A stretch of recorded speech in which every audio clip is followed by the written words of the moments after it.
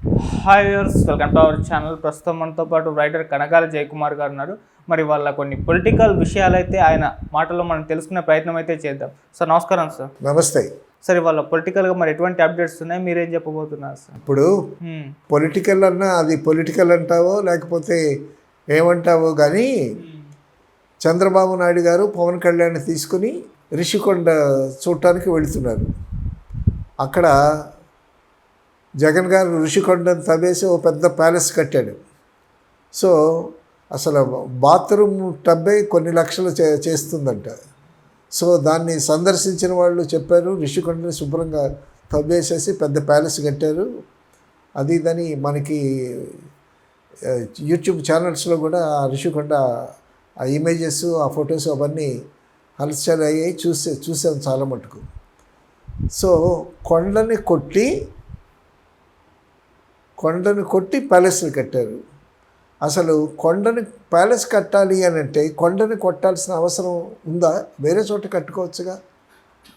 ఇప్పుడు కొండలు, సముద్రాలు, నదులు, చెట్లు, అడవులు ఇవన్నీ పర్యావరణానికి సంబంధించినటువంటివి. తర్వాత అక్కడ వైజాగ్ నుంచి భీమిలి వెళ్ళేటటువంటి ఆ బీచ్ రోడ్డులో ఆ కొండలు, కర్వ్స్ అవన్నీ చూస్తే ఎంత బ్యూటిఫుల్గా ఉంటాయి సైట్స్. మేము అక్కడ అభిలాష షూటింగ్ చేసాం. చిరంజీవి, రాధిక టూ వీలర్ రైడ్లో, మోటార్ బైక్ రైడ్లో వాళ్ళు మ్యూజిక్ మీద తిరుగుతూ ఉంటే ఆ కర్వ్స్ అవన్నీ చాలా బ్యూటిఫుల్గా ఉన్నాయి అవన్నీ. సో అటువంటి బ్యూటిఫుల్ లొకేషన్స్ని పాడు చేయకుండా ఉండాలి. ఇప్పుడు పంచభూతాలు ఉన్నాయి. గాలి, నీరు, నిప్పు, భూమి, ఆకాశం ఇవన్నీ పంచభూతాలు. వాటిని ఈ కొండలు, అడవులు, చెట్లు ఇవన్నీ మనకి ప్రకృతిలో వచ్చినటువంటి వరాలు ఇవన్నీ. వాటిని జాగ్రత్తగా కాపాడుకోవాలి. తర్వాత అడవుల్ని పెంచుకొని వన్యప్రాణులని పెంచుకోవాలి. ఇప్పుడు బ్యాలెన్స్ అవ్వాలి. ఇప్పుడు మనుషులు మాంసాహారులు ఉన్నారు. మాంసాహారులు ఉండేటటువంటి వాళ్ళకి మాంసాహారం కావాలి. అట్టేటప్పుడు మాంసాహార జంతువులు కూడా పెరగాలి. సో ఈ సృష్టిలో సమతుల్యత ఉంటుంది, దాన్ని నాశనం చేసేటటువంటి పరిస్థితి. ఇప్పుడు సింహాలు ఉన్నాయి, పులులు ఉన్నాయి. అవేమో లేళ్ళు తింటాయి, లేళ్ళేమో ఇంకేదో తింటాయి. సో వాటన్నిటికీ, జీవరాశులకు అన్నిటికీ ఇప్పుడు మనిషి ఏ విధంగా అయితే ఆహారం సంపాదించుకుంటాడో అలాగే జంతువులు కూడా ఆహారం సంపాదించుకొని జీవిస్తాయి. సో అలాగా మనుషులు జీవించడానికి, పశువులు జీవించడానికి, పక్షులు జీవించడానికి అడవులు కావాలి, కొండలు కావాలి, పంటలు కావాలి, గింజ ధాన్యాలు కావాలి. ఇదంతా ప్రకృతి ఇచ్చినటువంటి సిరి ఇది. సో కొండలు కొట్టి కట్టాల్సినంత ఇదేం లేదు.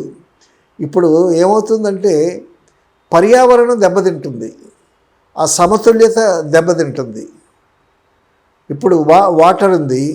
వాటర్ ఏంటి? కొండల మీద నుంచి, అడవుల్లో నుంచి పల్లానికి జరిగి వెడతా ఉంటుంది. వాటిని ఆనకట్టలు కట్టి ఆ నీటి దారులను మళ్లించి పంట పొలాలకు ఇచ్చి పంటలు పండించేటటువంటి పరిస్థితి. అలాగా నీటి సౌలభ్యం ఉన్నట్టయితే పంటలు బాగా పండుతాయి, రైతు ఆనందిస్తాడు. ఆ రైతు ద్వారా మనం కాస్త తింటాం. సో అలాగా ఏదన్నా ప్రకృతిలో వచ్చేటటువంటి వనరుల్ని అలాగా ఉపయోగించుకోవాలి, కానీ వాటిని విధ్వంసం చేస్తే ఆ సమతుల్యత దెబ్బతింటుంది.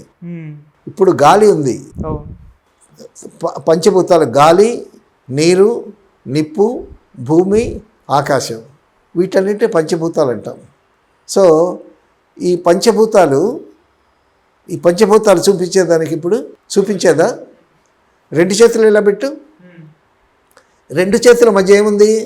ఖాళీ, శూన్యం. రెండు చేతుల మధ్య ఇలా అంటే గాలి వస్తుంది. అవును. రెండు చేతులు ఇలా పెట్టావు, ఆ రెండు చేతుల మధ్య ఏముంది? ఏం లేదు, శూన్యం. శూన్యం అంటే ఆకాశం, ఆకాశం అంటే అవకాశం. సో ఈ రెండు చేతులు ఇలాను అనేటప్పుడు ఏమొచ్చింది? గాలి వచ్చింది. తర్వాత ఈ రెండు చేతులు ఇలా కలిపితే ఏమొచ్చింది? రెండు చేతులు ఇలా కలిపి కాసేపు ఉంచితే ఏమొస్తుంది?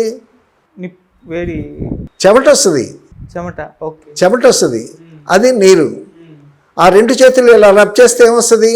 వేడి వస్తుంది. వేడి, అది నిప్పు. గట్టిగా రుద్దితే ఏమి రాలుద్ది? గట్టిగా రుద్దితే రెండు చేతులు మట్టి రాలదు, నీ చేతులకుండే మట్టి రాలేదు, అది భూమి అనమాట. ఇప్పుడు పంచభూతాలు కనిపించాయి నీకు.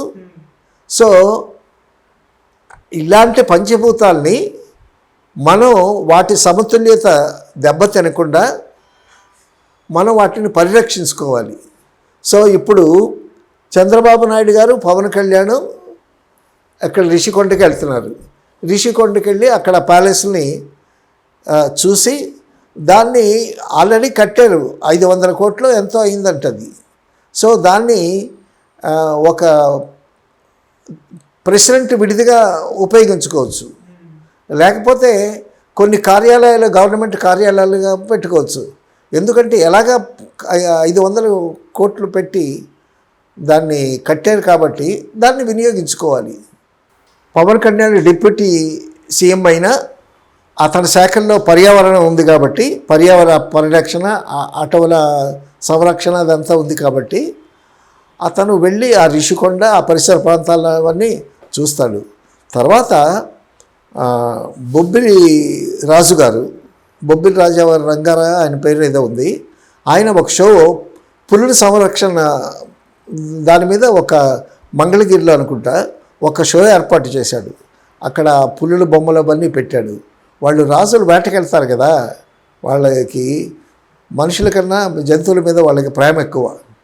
సో వాళ్ళు వేటాడేటటువంటి పులులు, సింహాలు, లేళ్ళు ఇవన్నీ ఉంటాయి కదా, వాటన్నిటికీ ఒక షో అరేంజ్ చేస్తే ఈయన ఆ షో కూడా తిలకించాడు.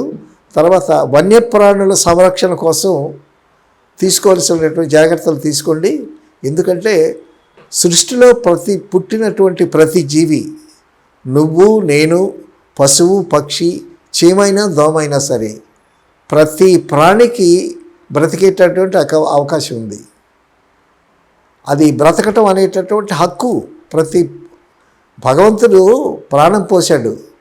ప్రాణం పోసినటువంటి ఏ జీవైనా సరే, భూమి మీద అయినా సరే, గాల్లోనైనా సరే, నీళ్లలోనైనా సరే, ఏ జీవైనా సరే తను బ్రతకటం అనేటటువంటి తన హక్కు.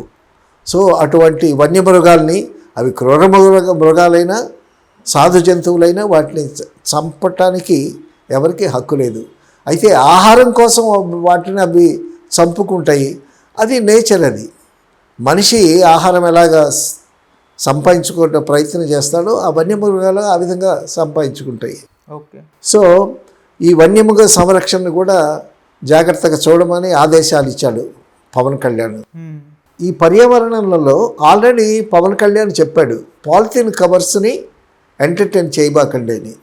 ఎందుకంటే ఒక పాలిథిన్ కవర్, పల్చగా ఉండే పాలిథిన్ కవరు భూమిలో కలిసిపోవటానికి 1 సంవత్సరం కాలం పడుతుంది, మరీ పల్చగా ఉండేదైతే. తర్వాత ఆ వ్యర్థాలు వేస్తారు, ఆ వ్యర్థాల్లో ప్లాస్టిక్లు, పాలిథిన్ కవర్సు అవన్నీ పశువులు తిని అవి లోపలికి వెళ్ళి అవి చనిపోయేటటువంటి ప్రమాదం ఉంది.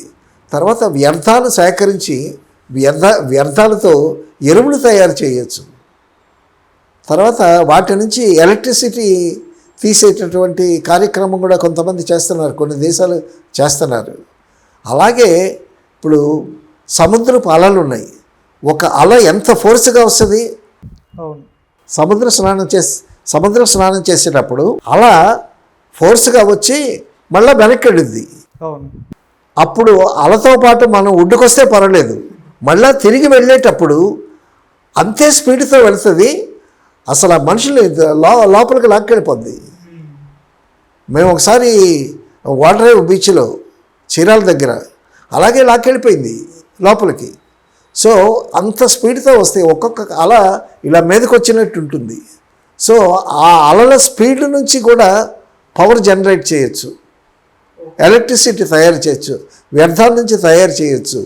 సో ఈ వ్యర్థాలు మరి మనోళ్ళు ఏం చేస్తారంటే మన ఇంటి ముందు చెత్త అంతా ఉడిచేసి పక్కింటి ముందుకు తోసేస్తారు. అది కాకుండా ఆ వ్యర్థాలు కరెక్ట్గా తడి చెత్త పొడి చెత్త అని పెట్టారు కదా.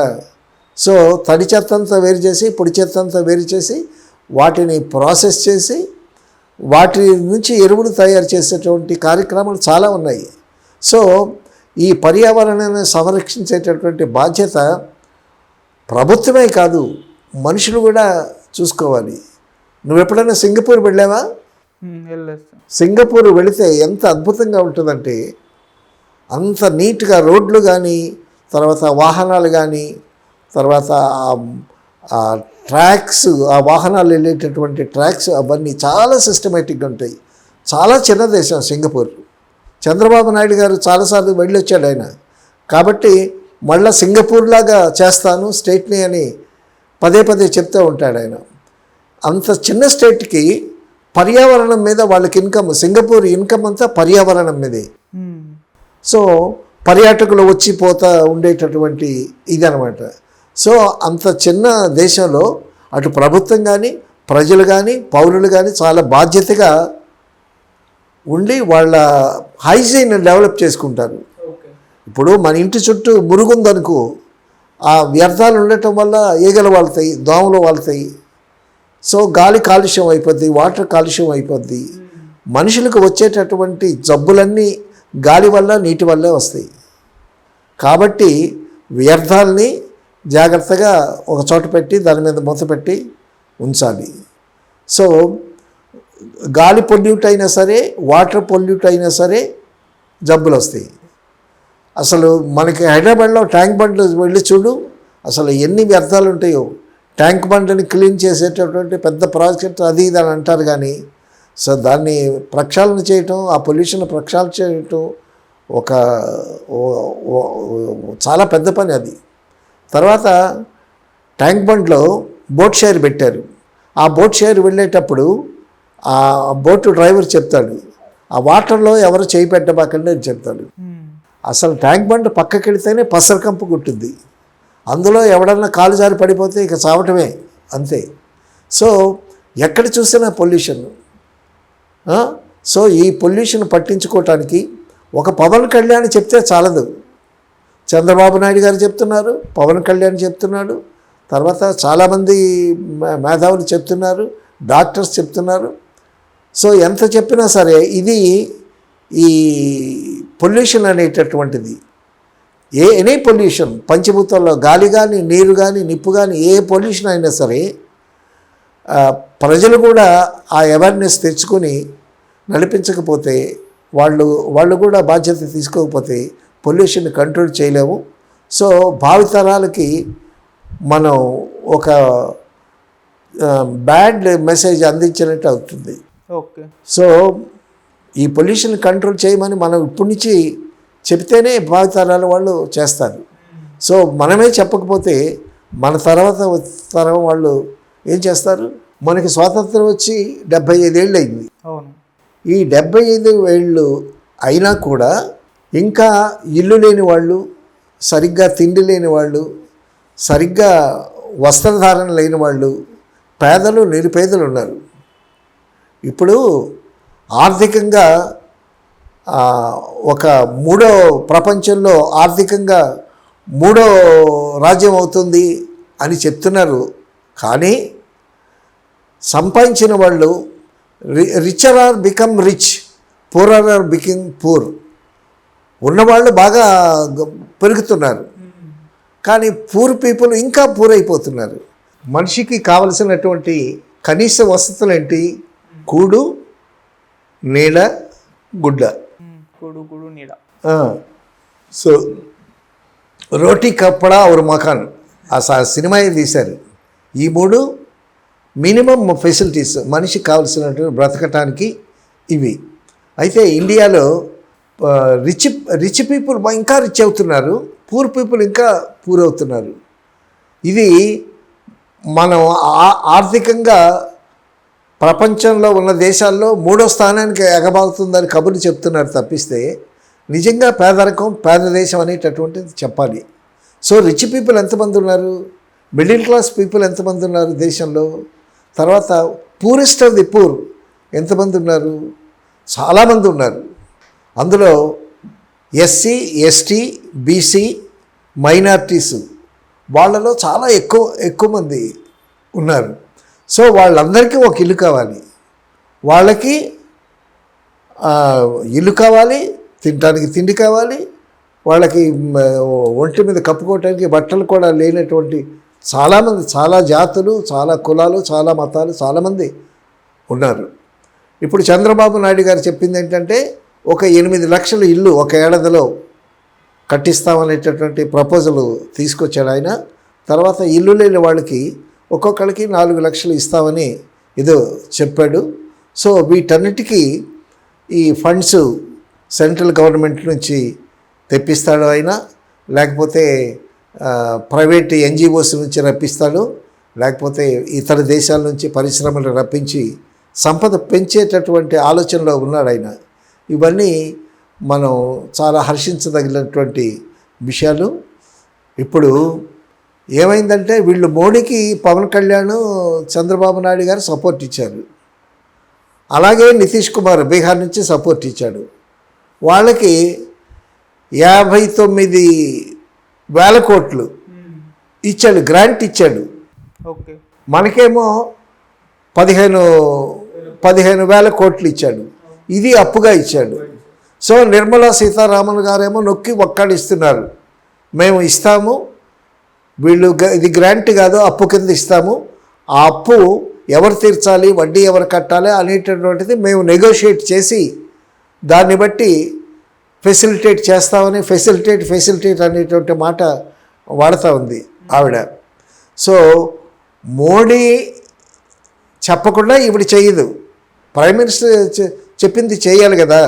సో ఏమిచ్చాడు మనకి, ఒక 60,000 కోట్ల లక్షల కోట్లు రిఫైనరీ ఒకటి బందర్లో పెడుతున్నాడు, దానివల్ల ఉద్యోగాలు వస్తాయి. ఓకే, సో ఆ ప్రాంతం వాళ్ళకి చాలా బాగుంటుంది అది. సో అదొకటి వచ్చింది. తర్వాత పోలవరం ఎప్పటి నుంచో వాళ్ళే సెంట్రల్ గవర్నమెంట్ చేయాల్సినటువంటి పరిస్థితి వాళ్ళే చేస్తారు. అప్పుడు మనకి ఇచ్చింది ఏమిటి? సో పవన్ కళ్యాణ్ గారు వెళ్ళి మోడీ ఒళ్ళో కూర్చుని గట్టిగా అడిగి ఏమన్నా తీసుకొస్తే తీసుకురావాలి. బట్ వీళ్ళు బాగా చెప్పుకుంటున్నారు, మనకు వస్తున్నాయి వనరులు వస్తున్నాయి, మోడీ మనకు ఫేవరబుల్గా ఉన్నాడు అని. ఎంతవరకు ఫేవరబుల్గా ఉంటాడో మరి పవన్ కళ్యాణ్ గారు, చంద్రబాబు నాయుడు గారు మోడీ దగ్గర నుంచి ఎంత రాబట్టగలరో వీళ్ళ శక్తి సామర్థ్యాల మీద ఆధారపడి ఉంటుంది. అయితే ఒకటి, ఇంతకుముందు స్తబ్దుగా ఉన్నటువంటి ఆంధ్ర రాష్ట్రంలో ఇప్పుడు ఒక కదలిక మొదలైంది. సో ఆ విధంగా మనం సంతోషించాల్సింది. దీనికి రాజధాని కూడా అవుతుంది. తర్వాత మిగతా సోర్సెస్ అన్నీ అవలోకిస్తున్నాడు చంద్రబాబు నాయుడు గారు. సో వాళ్ళిద్దరి కృషితో. తర్వాత ఒక విషయం ఏంటంటే, ఇప్పుడు లంచగొండి తగ్గుద్ది, అన్ని శాఖల ఆఫీసర్సు అందరూ ఉద్యోగస్తులు చాలా ఒళ్ళు దగ్గర పెట్టుకుని పనిచేస్తారు. సో వేస్టేజ్ ఉండదు. సో చాలామంది మంత్రులు, తర్వాత ఐఏఎస్ ఆఫీసర్స్ అందరిలో కాస్త చైతన్యం వచ్చింది. పవన్ కళ్యాణ్ పుణ్యమని, చంద్రబాబు నాయుడు పుణ్యమని. ఎందుకంటే చంద్రబాబు నాయుడు గారు ఇక ఈ టర్మ్లో ఆయన ఎంత చేయాలో మ్యాక్సిమం అంత చేయాలని కంకణం కట్టుకున్నాడు. సో దానికి పవన్ కళ్యాణ్ పవర్ తోడైంది.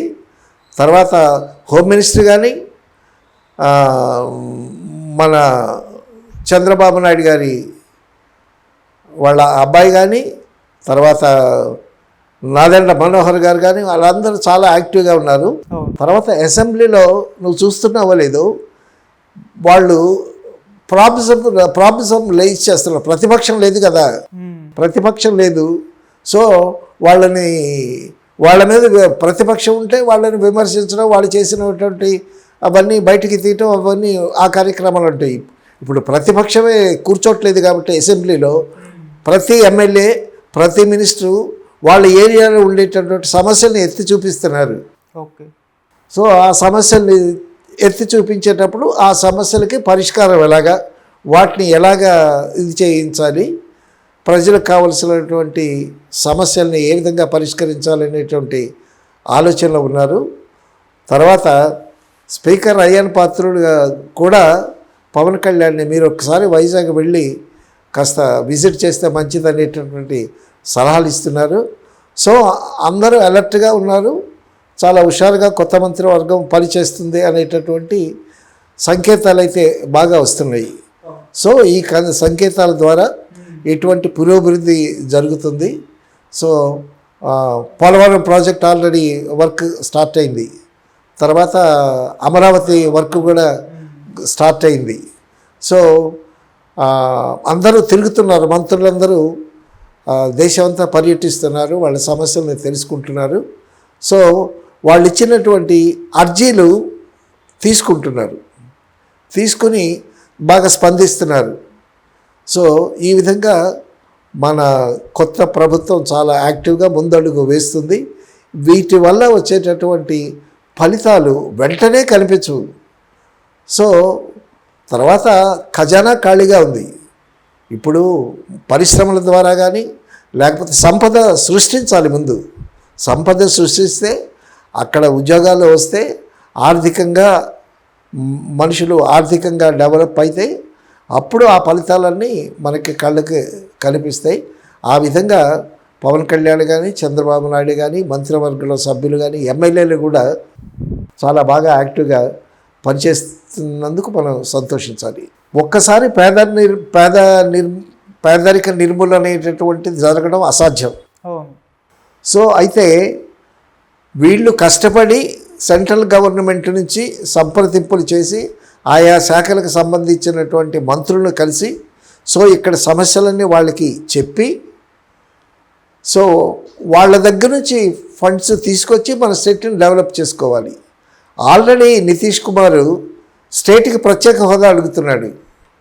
సో మన వాళ్ళు చంద్రబాబు నాయుడు గారి ఉద్దేశం ఏంటి, ప్రత్యేక హోదా కాకుండా ప్రత్యేక హోదా అడుగుదామనేటువంటి మనసులో ఉన్న ఆ ప్రత్యేక హోదా ఇవ్వటం అని అడగటం మొదలు పెడితే ఇది అప్పటికి ఇప్పటికీ తెలియదు కాదు. ఈలోగా మనకు రావాల్సినటువంటి ఫండ్స్ డిలే అవుతాయి. అందుకోసమని ముందు రావాల్సినటువంటి ఫండ్స్ రాబట్టుకొని తర్వాత ఏమేమి అడగాలో అనేటటువంటి ఆలోచనలో ఉన్నాడు ఆయన. సో ఇటువంటి పరిస్థితుల్లో ఆల్రెడీ జగన్ ఏమో ఢిల్లీలో ధర్నా అంటున్నాడు. వాళ్ళందరూ మళ్ళా అసలు ఆంధ్ర ప్రస్తుత గవర్నమెంటు భయంకరంగా ఉంది, హత్యలు చేస్తున్నారు, ఇది చేస్తున్నారు, ఫెయిల్ అయిపోయింది ఆ గవర్నమెంటు, అది ఇదని వాళ్ళు గొలబెడుతున్నారు. సో వాటిని వీళ్ళు మళ్ళీ తిప్పికొట్టాలి. సో ఇటువంటి క్లాష్లో ప్రజలకి ఒక బ్యాడ్ సంకేతం వెళ్ళేటువంటి పరిస్థితి ఉంది. ఓకే. సో ప్రజలు అటువంటి అపోహల్లో పడకుండా వీళ్ళు జాగ్రత్త పడాలి. తర్వాత ఆ ప్రతిపక్షం వేసేటటువంటి వాళ్ళ చెప్పేటటువంటి మాటల్ని తిప్పి కొడుతూ ఉండాలి. సో ప్రజలలో ఒక సంయమనం కావాలి. ఇప్పుడు వచ్చి కనీసం ఇంకా ఒక 50 రోజులు కూడా అవ్వలేదు గవర్నమెంట్ వచ్చి. సో ఇప్పుడు కొత్త గవర్నమెంటు అసలు ఏ శాఖలో ఏ మినిస్ట్రీలో ఎంత బ్యాలెన్స్ ఉంది, డబ్బులు ఉన్నాయా లేవా, సమస్యలు ఏంటి, ఆ సమస్యల్ని పూరించడానికి ఎన్ని డబ్బులు కావాలి ఇంకా. సో ఇవన్నీ అవగాహన చేసుకుని ప్రజల సమస్యల మీద దృష్టి పెట్టడానికి కొంత టైం ఇవ్వాలి ఎవరైనా సరే. ఈలోగా ఏమిటి కొత్త గవర్నమెంట్ ఏం చేస్తుంది అనేటటువంటి అపోహ ప్రజల్లో కలిగేటటువంటి ప్రమాదం ఉంది. సో కాబట్టి వీళ్ళు కూడా ప్రజల్ని ప్రభుత్వ ఖజానా పరిస్థితి తెలియచేయటానికి వీళ్ళు కూడా ఒక శాఖ ద్వారానో లేకపోతే ఏవైనా కార్యక్రమాల ద్వారానో వాళ్ళకి ఈ విషయాలు తెలియచేస్తూ ఉండాలి. సో ఆ తెలియచేయటం వల్ల తర్వాత మనం ఇంతకుముందు పర్యావరణం గురించి మాట్లాడుకున్నాం. గాలి వల్ల నీరు వల్లే జబ్బులు వచ్చేది, సీజన్ మారిపోయినప్పుడల్లా జబ్బులు వస్తూ ఉంటాయి. సో కాబట్టి పరిసరాల్ని చాలా శుభ్రంగా ఉంచుకోవాలి అనేటటువంటి విషయం వాళ్ళకి చెప్పాలి, గుర్తు చేయాలి. తర్వాత కొన్ని సాంస్కృతిక కార్యక్రమాల వల్ల పల్లెల్లో వెళ్ళి పాటలు పాడి వాళ్ళకి అవేర్నెస్ కల్పించి సో కొన్ని సంఘాలని ఆ విధంగా తయారు చేసి సాంస్కృతిక కార్యక్రమాల ద్వారా వాళ్ళకి అవేర్నెస్ తెప్పించి సో వాళ్ళలో ఒక చైతన్యం కలిగి స్తబ్దుగా ఉంటారు ఇప్పుడు. కాబట్టి ఏంటంటే మనకి ఫండ్స్ లేవు, ఫండ్స్ వస్తాయి, ప్రతి వాళ్ళు ఒక బాధ్యతగా తీసుకోవాలి. అప్పుడే దేశం మన రాష్ట్రం పురోభివృద్ధి చెందుతుంది అనేటటువంటి ఆ చైతన్యము, ఆ అవగాహన వాళ్ళకి ఒక పక్కన కల్పిస్తుండాలి. తర్వాత ప్రతిపక్షం చేసేటటువంటి మోపేటటువంటి వాటన్నిటిని ఎదుర్కోవాలి. వీళ్ళ పనులు వీళ్ళు చేస్తూ ఉండాలి. తర్వాత లా అండ్ ఆర్డర్ చాలా బాగా దెబ్బతిన్నది. సో ఆ లా అండ్ ఆర్డర్ బాగా పరిరక్షణ చేయాలి. ఆవిడ హోమ్ మినిస్టర్, ఆవిడ కూడా చాలా హుషారుగా ఉంది. తర్వాత అసెంబ్లీలో పవన్ కళ్యాణ్ చెప్తున్నాడు మొన్న, ఇప్పుడు గెలిచిన తర్వాత పవన్ కళ్యాణ్ కానీ చంద్రబాబు నాయుడు గారు అని ఏమన్నారు, కక్ష సాధింపులు మనకొద్దు, మనం చేయాల్సినటువంటి పని మనం చేసుకుందాము, అభివృద్ధి మీదే దృష్టి పెడదాము అని చెప్తున్నారు. ఇప్పుడు మొన్న అసెంబ్లీలో ఏంటి, ఎన్ని లక్షల కోట్లు మింగేశారు ఒక్కొక్క చోట. అక్కడ మదనపల్లిలో దస్త్రాలు తగలబెట్టారు. అసలు దస్త్రాలు తగలబెట్టాడంటే గవర్నమెంట్ దస్త్రాలు తగలబెట్టడం ఏంటి? ఇంటికి వెళితే కొన్ని దస్త్రాలు హ్యాండ్ ఓవర్ చేసుకున్నారు. సో ఇవన్నీ అరాచకాలే ఒక విధంగా. సో ఎవరు ఎన్ని లక్షలు తిన్నారు, ఎన్ని కోట్లు తిన్నారు అనేటటువంటిది లెక్క చూస్తే పెద్ద బొక్కలాగా ఉన్నదని చెప్తున్నాడు పవన్ కళ్యాణ్ గారు.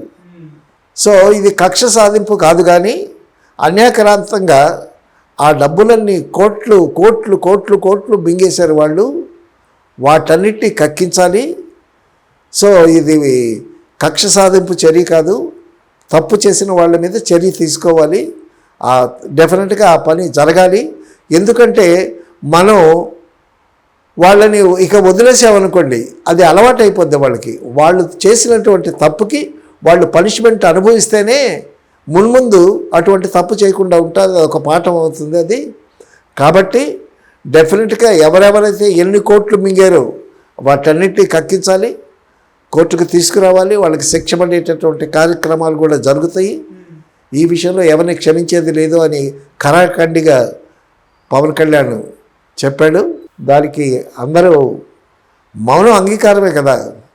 కాబట్టి ఒక రాష్ట్ర ప్రభుత్వము, నాయకులు కాకుండా ప్రజలు కూడా పర్యావరణాన్ని రక్షించడం కోసం, ఇప్పుడు స్టేట్ డెవలప్మెంట్ పురోభివృద్ధి కోసం అందరూ కలిసికట్టుగా అడుగు ముందుకు వేస్తే అప్పుడు మనకి పూర్వ వైభవం ఆంధ్ర రాష్ట్రానికి వస్తుంది.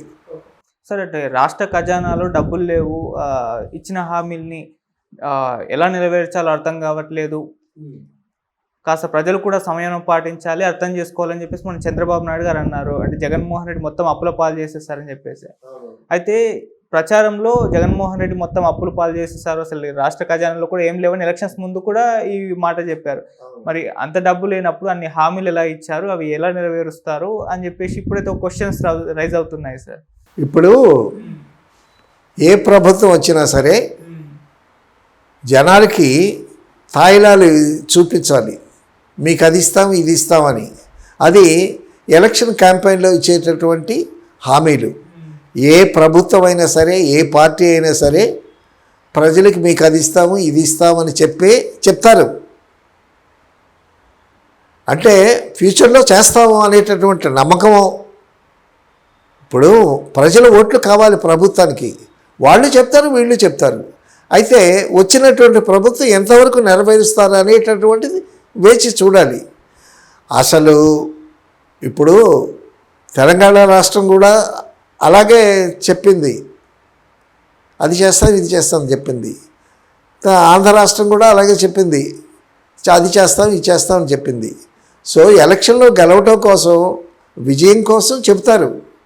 అయితే చెప్పినవన్నీ చేస్తారా అంటే డబ్బులుంటే ఏదైనా పని జరుగుద్ది అయ్యా, డబ్బులు లేకుండా ఏ పని జరగదు కదా. సో కాబట్టి ఏంటంటే ఆ భరోసా మీద తర్వాత వాళ్ళ విజయం కోసం హామీలన్నీ చెప్తారు. ఇప్పుడు మనకి చంద్రబాబు నాయుడు, పవన్ కళ్యాణ్, మోడీ గవర్నమెంట్ నిలబెట్టారు. నిర్మలా సీతారామన్ ఏముంది, వాళ్ళేమో 59,000 కోట్లు వాళ్ళకి ఇచ్చారు, మనకేమో 15,000 కోట్లు అప్పు ఇచ్చారు. తర్వాత నిర్మలా సీతారామన్ ఏమంటుంది, మీకు భవిష్యత్తులో చేయవలసినటువంటి సహాయాలు అన్నీ చేస్తామని అంటున్నారు. అది హామీ కాదా? ఈ 15,000 కోట్లు గ్రాంట్లో ఇవ్వచ్చు కదా, వరల్డ్ బ్యాంక్ నుంచి ఎందుకు ఇవ్వాలి? మళ్ళీ అప్పు వరల్డ్ బ్యాంక్ నుంచి అప్పు ఇప్పిస్తారు వాళ్ళు. ఈ అప్పు సెంట్రల్ గవర్నమెంట్ తీరుస్తుందా, స్టేట్ గవర్నమెంట్ తీర్చాలా? ఈ అప్పు మీద వడ్డీ ఎవరు కడతారు? సో ఇవన్నీ హామీలు, గెలవటం కోసం హామీలు, ముఖం తుడుపు కోసం హామీలు. సో ఎంతవరకు చేస్తారు అనేటటువంటిది ఇప్పుడు. ఎందుకంటే పరిపాలన అనుభవం లేనటువంటి ప్రభుత్వం వెళ్ళింది, పరిపాలనతో కూడినటువంటి ప్రభుత్వం వచ్చింది. 40 ఏళ్ల అనుభవం ఉంది చంద్రబాబు నాయుడు గారికి. అప్పుడే సెంటర్లో చక్రం తిప్పినటువంటి వ్యక్తి. సో అటువంటి పరిపాలన అనుభవం ఉన్నటువంటి, పరిపాలన దక్షత కలిగినటువంటి సీఎం ఉన్నాడు. తర్వాత నిస్వార్థంగా పనిచేసేటువంటి ఒక నాయకుడు ఉన్నాడు. తర్వాత మనం ఇక్కడ చెప్పుకోవాల్సిన ఒక విషయం ముఖ్యమైనది, నాయకులు మంచి నాయకులు కావాలి, తినే నాయకులు కాకుండా మంచి నాయకులు కావాలి. ఇప్పుడు చాలా ఆదర్శంగా కనిపిస్తున్నాడు పవన్ కళ్యాణ్ గారు, నిస్వార్థంగా ఉండేటటువంటి ఒక నాయకుడు. సో ఇతను ఒక రోల్ మోడల్ అందరికీ. సో పవన్ కళ్యాణ్ స్ఫూర్తితో కానీ, లేకపోతే నిజంగా మన స్టేట్ అప్పులు పాలైంది, మనం తినకుండా పని చేయాలి అనేటటువంటి ఒక ఇంగిత జ్ఞానంతో పనిచేసేటటువంటి నాయకులు రావాలి, వచ్చారు, వస్తారు అనేటటువంటి ఆశాభావంతో ఉన్నారు ప్రజలందరూ. సో కాబట్టి ఏంటంటే అది చేస్తాం, ఇది చేస్తామని ఏ పార్టీ అయినా వాటి విజయం కోసం వాళ్ళు చెప్తారు. అయితే చెప్పినవన్నీ చేస్తారా అని అంటే కొన్ని చేయగలరు, కొన్ని చేయలేరు. ఏ ప్రభుత్వం అయినా అంతే. సో ముఖ్యంగా ఇప్పుడు ఉన్నటువంటి ప్రభుత్వంలో నిస్వార్థపరంగా పనిచేసేటటువంటి నాయకులు కొంతమంది వస్తున్నారు మనకి. నాదెండ్ల మనోహర్ కానీ, పవన్ కళ్యాణ్ కానీ, లోకేష్ కానీ, చంద్రబాబు నాయుడు గారు కంకణం కట్టుకున్నారు. ఎందుకంటే ఆయన చాలా అనుభవం ఉన్నటువంటి వ్యక్తి కాబట్టి. సో ఆయన వయసు కూడా అయిపోతుంది. ఈ 5 సంవత్సరాల్లో ఆంధ్రాకి చేయాల్సినటువంటి మ్యాక్సిమం హెల్ప్ చేద్దాము, ఈ స్టేట్కి మంచి పురోభివృద్ధిలోకి తీసుకొద్దాము, పరిశ్రమలు రాబడదాము, యువతకి ఉపాధి కల్పిద్దాము, అవన్నీ అనేటటువంటి ఉద్దేశంతో అందరూ ఉన్నారు. సో అది ప్రజలు కూడా గమనించి, సో సహకరించి వాళ్ళు చేయాల్సినటువంటి పనులు వాళ్ళు ప్రభుత్వ సహాయంతో కానీ, నాయకుల సహాయంతో కానీ అందరూ కలిసి ప్రభుత్వం ప్రజలు సహకరించుకొని ప్యారలల్గా వెళ్ళాలి. వెళితేనే ఏదైనా పురోభివృద్ధి సాధ్యమవుతుంది. అంతేగాని వీళ్ళు వచ్చారు ప్రభుత్వం ఇంకా ఏం చేయలేదు అనేదానికన్నా సో వేచి చూడాలి ఎంతవరకు చేస్తారు ఏమిటనేది. సో ఇప్పుడు ప్రభుత్వం మాత్రం, నాయకులు మాత్రం చాలా ఆశావహంగా చక్కగా పనిచేస్తున్నారు. సో ఆ ఫలితాలు కొద్ది రోజుల్లో ప్రజలు అనుభవించేటటువంటి రోజు వస్తుంది అనేటువంటి భావనతో ప్రజలు కూడా ఉన్నారు, లేని వాళ్ళు ఉండాలి. సార్ అంటే చంద్రబాబు నాయుడు గారు ఇప్పుడు ఈ 3 సంవత్సరాలు అలా దాటేసిన తర్వాత చివరి 2 సంవత్సరాలు ప్రజలకు మంచి చేస్తే అది మళ్ళీ ఎలక్షన్స్ నాటికి యూజ్ అవుతుందన్న వ్యూహరచనలో ఉన్నారు అని చెప్పేసి ఒక విమర్శ అయితే వినిపిస్తుంది సార్. దానికి మీరేం చెప్తారు? వ్యూహరచన నువ్వే అంటున్నావు కదా, ఆయన ఆ వ్యూహరచనలో ఉన్నాడని వీళ్ళు ఊహల్లో ఉన్నారు. ఇది నాలుగుకి ఎముక లేదు, నాలుగు ఎట్టాగన్నా తిరుగుద్ది. ఆయన ఇప్పుడే 1,00,000 కోట్ల ప్రాజెక్టు తెచ్చినా కూడా విమర్శలు ఉంటాయి. విమర్శలు ఎప్పుడు ఉంటాయి, విమర్శ ఉండాలి కూడా. ఇప్పుడు ప్రభుత్వానికి, లీడింగ్ పార్టీకి ప్రతిపక్షం కూడా ఉండాలి, బలమైన ప్రతిపక్షం ఉండాలి. ఏ ప్రభుత్వానికైనా బలమైన ప్రతిపక్షం లేకపోతే వాళ్ళు ఇష్టానుసారంగా చేస్తారు. కాబట్టి ప్రతిపక్షం ఉండాలి. ప్రతిపక్షం వాళ్ళు విమర్శిస్తూ ఉంటారు, ఎప్పుడూ విమర్శలు ఉంటాయి.